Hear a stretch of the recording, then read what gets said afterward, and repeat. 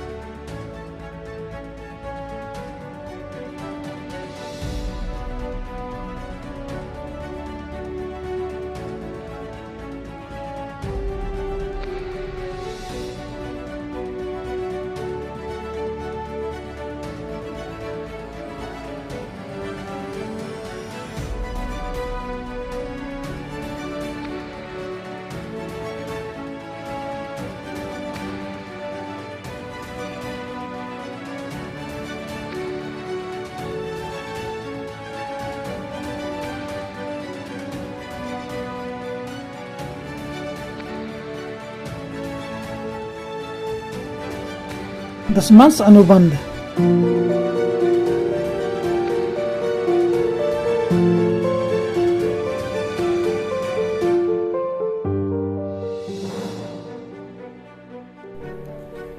चलिए प्रार्थना करते हैं। स्वर्गीय पिता, इस मौका के लिए आपको बहुत बहुत धन्यवाद देते हैं। हम अभी तेरे वचन को सीखने जा रहे हैं। हमें बुद्धि और ज्ञान दे ताकि अच्छी तरह समझकर सीख सकें। हमारे पापों को क्षमा कर। छोटी प्रार्थना यीशु के नाम से मांगते हैं, आमीन। दशमांश अनुबंध। दशमांश देने की विधि और ईश्वर के साथ हमारे संबंध के बीच घनिष्ठ आध्यात्मिक संबंध है। इस्राएली तब समृद्ध हुए जब उन्होंने परमेश्वर की आज्ञा मानी और दशमांश देने में विशेषज्ञ रहे। इसके विपरीत वे कठिन समय पर गिरे जब उन्होंने ऐसा नहीं किया। वे आज्ञाकारिता और समृद्धि और फिर अवज्ञा और समस्याओं के चक्कर का अनुसरण करते प्रतीत होते थे। विश्वासघात के इन दौरों में से एक के दौरान परमेश्वर ने भविष्यवक्ता मलाकी के माध्यम से अपने लोगों के साथ एक द्विपक्षीय अनुबंध का प्रस्ताव रखा। मलाकी 3:7 से 11 पढ़ें। इन पादों में कौन से वादे और दायित्व पाए गए हैं? अपने पुरखाओं के दिनों से तुम लोग मेरी विधियों से हटते आई हो और उनका पालन नहीं करते। तुम मेरी ओर फिरो, तब मैं भी तुम्हारी ओर फिरूंगा। सेनाओं के यहोवा का यही वचन है। परंतु तुम पूछते हो, हम किस बात में फिरे? क्या मनुष्य परमेश्वर को धोखा दे सकता है? पर देखो, तुम मुझको धोखा देते हो और तो भी पूछते हो, हमने किस बात में तुझे लूटा है? दशमांश और उठाने की भेंटों में। तुम पर भारी साप पड़ा है क्योंकि तुम मुझे लूटते हो। वरन सारी जाति ऐसा करती है। सारे दशमांश भंडार में ले आओ कि मेरे भवन में भोजन वस्तु रहे। और सेनाओं का यहोवा का यह कहना है कि ऐसा करके मुझे परखो कि मैं आकाश के झरोखे तुम्हारे लिए खोलकर तुम्हारे ऊपर अपरंपर आशीष की वर्षा करता हूँ कि नहीं। मैं तुम्हारे लिए नाश करने वाले को ऐसा घुड़कूंगा कि वह तुम्हारी भूमि की उपज नष्ट न करेगा और तुम्हारी दखलताओं के फल कच्चे न गिरेंगे। सेनाओं का यहोवा का यही वचन है। परमेश्वर ने लोगों से वादा किया था कि यदि वे उसके पास लौटेंगे तो वह उनके पास लौट आएगा। जब उन्होंने पूछा कि उसके पास लौटने का उसका क्या मतलब है, तो उसने स्पष्ट रूप से कहा, मुझसे दशमांश और भेंट लूटना बंद करो। उनकी लूट के कारण उन्हें श्राप दिया जा रहा था। यहाँ श्राप की समस्या का परमेश्वर का समाधान है। सारे दशमांश भंडार में ले आओ, मलाकी 3:10। और यदि तुम ऐसा करते हो तो मैं तुम्हारे लिए स्वर्ग की खिड़कियां खोलकर तुम्हारे लिए ऐसी आशीष उंडेलूंगा कि रखने के लिए पर्याप्त जगह नहीं होगी। यदि हमारे पास इसे प्राप्त करने के लिए पर्याप्त जगह नहीं है तो हमारे पास एक अधिशेष है जिससे हम दूसरों की मदद कर सकते हैं और ईश्वर के काम को आगे बढ़ाने में मदद कर सकते हैं। जिसने अपना इकलौता पुत्र आपके निमित्त मरने के लिए दे दिया, उसी ने आपके साथ साथ वाचा बांधी है। वह आपको अपना आशीर्वाद देता है और बदले में वह आपसे अपने दशमांश और दान लाने की अपेक्षा करता है। कोई भी कभी यह कहने की हिम्मत नहीं करेगा कि इस मामले के संबंध में उसे समझने का कोई तरीका नहीं था। दशमांश और भेंट के संबंध में परमेश्वर की योजना निश्चित रूप से मलाकी के 3 अध्याय में वर्णित है। परमेश्वर ने अपने मानवीय एजेंटों को उनके साथ किए गए अनुबंध के प्रति सच्चे होने का आह्वान किया है। आज्ञाकारिता के सकारात्मक चक्रों में से एक यहूदा के अच्छे राजा हिजकिय्याह के शासनकाल के दौरान दर्ज किया गया है। यहूदा में एक वास्तविक पुनरुत्थान हुआ और लोगों ने विश्वासपूर्वक अपने दशमांश और दान को मंदिर के भंडार में लौटाना शुरू कर दिया। यह इतना आया कि मंदिर में ढेर लग गया। दूसरा इतिहास 31:5 बताता है कि क्या हुआ जब लोग अनाज और दाखमधु, तेल और मधु और खेत की सारी उपज की पहली उपज बहुतायत में लाए और वे सब कुछ का दशमांश बहुतायत से लाए।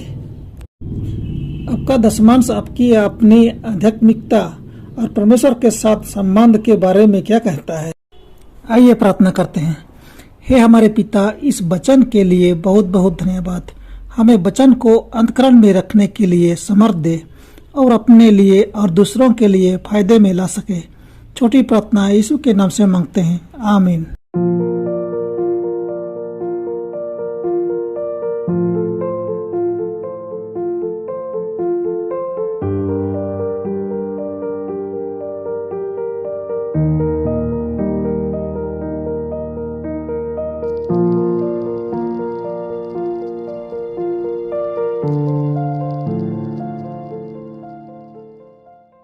दशमांश अनुबंध।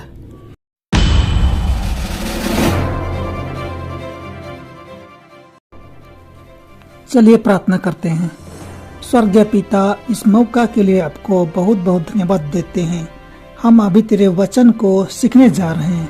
हमें बुद्धि और ज्ञान दे ताकि अच्छी तरह समझकर सीख सकें। हमारे पापों को क्षमा कर। छोटी प्रार्थना यीशु के नाम से मांगते हैं, आमीन। दशमांश देने की विधि और ईश्वर के साथ हमारे संबंध के बीच घनिष्ठ आध्यात्मिक संबंध है।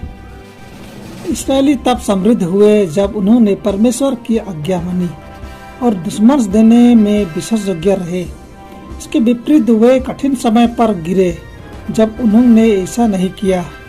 वे आज्ञाकारिता और समृद्धि और फिर अवज्ञा और समस्याओं के चक्कर का अनुसरण करते प्रतीत होते थे। विश्वासघात के इन दौरों में से एक के दौरान परमेश्वर ने भविष्यवक्ता मलाकी के माध्यम से अपने लोगों के साथ एक द्विपक्षीय अनुबंध का प्रस्ताव रखा। मलाकी 3:7-11 पढ़ें। इन पादों में कौन से वादे और दायित्व पाए गए हैं? अपने पुरखाओं के दिनों से तुम लोग मेरी विधियों से हटते आई हो और उनका पालन नहीं करते। तुम मेरी ओर फिरो, तब मैं भी तुम्हारी ओर फिरूंगा। सेनाओं के यहोवा का यही वचन है। परंतु तुम पूछते हो, हम किस बात में फिरे? क्या मनुष्य परमेश्वर को धोखा दे सकता है? पर देखो, तुम मुझको धोखा देते हो और तो भी पूछते हो, हमने किस बात में तुझे लूटा है? दशमांश और उठाने की भेंटों में तुम पर भारी साप पड़ा है, क्योंकि तुम मुझे लूटते हो। वरन सारी जाति ऐसा करती है। सारे दशमांश भंडार में ले आओ कि मेरे भवन में भोजन वस्तु रहे। और सेनाओं का यहोवा का यह कहना है कि ऐसा करके मुझे परखो कि मैं आकाश के झरोखे तुम्हारे लिए खोलकर तुम्हारे ऊपर अपरंपर आशीष की वर्षा करता हूँ कि नहीं। मैं तुम्हारे लिए नाश करने वाले को ऐसा घुड़कूंगा कि वह तुम्हारी भूमि की उपज नष्ट न करेगा और तुम्हारी दखलताओं के फल कच्चे न गिरेंगे। सेनाओं का यहोवा का यही वचन है। परमेश्वर ने लोगों से वादा किया था कि यदि वे उसके पास लौटेंगे तो वह उनके पास लौट आएगा। जब उन्होंने पूछा कि उसके पास लौटने का उसका क्या मतलब है, तो उसने स्पष्ट रूप से कहा, मुझसे दशमांश और भेंट लूटना बंद करो। उनकी लूट के कारण उन्हें श्राप दिया जा रहा था। यहाँ श्राप की समस्या का परमेश्वर का समाधान है। सारे दशमांश भंडार में ले आओ, मलाकी 3:10। और यदि तुम ऐसा करते हो तो मैं तुम्हारे लिए स्वर्ग की खिड़कियां खोलकर तुम्हारे लिए ऐसी आशीष उंडेलूंगा कि रखने के लिए पर्याप्त जगह नहीं होगी।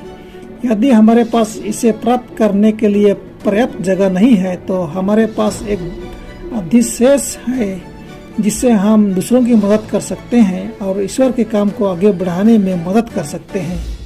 जिसने अपना इकलौता पुत्र आपके निमित्त मरने के लिए दे दिया, उसी ने आपके साथ साथ वचा बांधी है।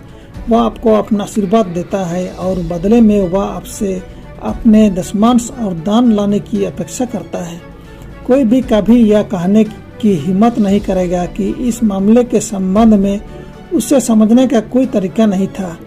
दशमांश और भेंट के संबंध में परमेश्वर की योजना निश्चित रूप से मलाकी के 3 अध्याय में वर्णित है। परमेश्वर ने अपने मानवीय एजेंटों को उनके साथ किए गए अनुबंध के प्रति सच्चे होने का आह्वान किया है। आज्ञाकारिता के सकारात्मक चक्रों में से एक यहूदा के अच्छे राजा हिजकिय्याह के शासनकाल के दौरान दर्ज किया गया है। यहूदा में एक वास्तविक पुनरुत्थान हुआ और लोगों ने विश्वासपूर्वक अपने दशमांश और दान को मंदिर के भंडार में लौटाना शुरू कर दिया। यह इतना आया कि मंदिर में ढेर लग गया। दूसरा इतिहास 31:5 बताता है कि क्या हुआ जब लोग अनाज और दाखमधु, तेल और मधु और खेत की सारी उपज की पहली उपज बहुतायत में लाए और वे सब कुछ का दशमांश बहुतायत से लाए। आपका दशमांश आपकी अपनी आध्यात्मिकता और परमेश्वर के साथ संबंध के बारे में क्या कहता है?